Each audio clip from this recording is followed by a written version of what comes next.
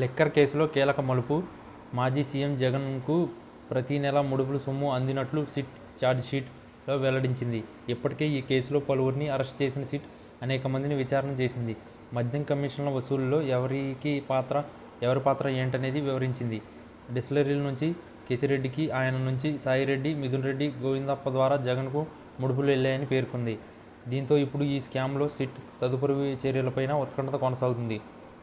Liquor స్కామ్లో కోర్టులో SIT దాఖలు చేసిన ఛార్జ్షీట్లో అనేక కీలక అంశాలు ప్రస్తావన చేసింది. అసలు ఈ కేసు విచారణ నుంచి సేకరించిన సమాచారం, ఆధారాల గురించి క్షుణ్ణంగా వివరించింది. ఏ కంపెనీ ఎంతెంత కమిషన్లు ఇచ్చింది, ఎవరికి ఎక్కడ చెల్లించింది, ఎవరు నిర్ణయించారో కూడా వెల్లడించింది.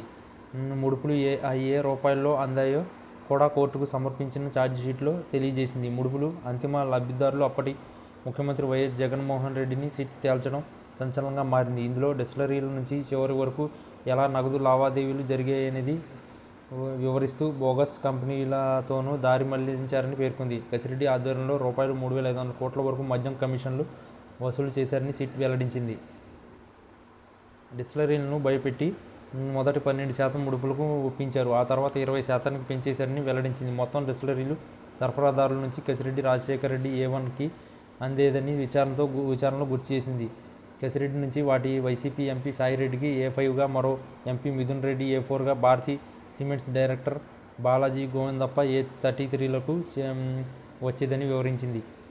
ఆ ముడుపులను ఈ ముగ్గురు అప్పటి సీఎం జగన్ ముట్టజెప్పినట్లు సిట్ స్పష్టం చేసింది. నెలకు 50 నుంచి 60 కోట్ల చొప్పున ఆయన్ను అందాయని, ఎన్నికల ఖర్చుకు రూపాయలు 250 నుంచి 300 కోట్లు పంపిణీ చేశారని, ఇతర నిధులు వాటాలు పంచుకున్నారని సంచలన అంశాలను పేర్కొంది. మొదట్లో సరఫరాదారులు ముడుపులు ఎంతెంత ఇవ్వాలో A1 Rajasekhara Reddy, A8 Sumit, A2 MD Vasudev Reddy, A6 Sajjala Sridhar Reddy నిర్ణయించారని సిట్ వెల్లడించింది.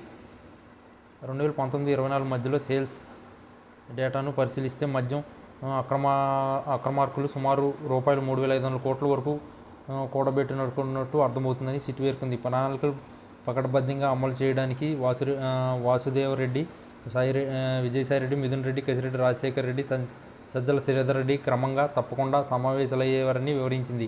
ఇక ఇప్పుడు ఛార్జ్షీట్లో సిట్ కీలక అంశాలు వెల్లడించడం, త్వరలో వెలుగులోకి మరీ కొందరి పాత్ర బయటకు వస్తుందని సిట్ వెల్లడించడం ద్వారా రానున్న రోజుల్లో కీలక పరిణామాలు చోటు చేసుకునే అవకాశం కనిపిస్తుంది. జగన్ విషయంలో సిట్ తదుపరి చర్యలు ఏంటనేది ఉత్కంఠత పెంచుతున్నాయి.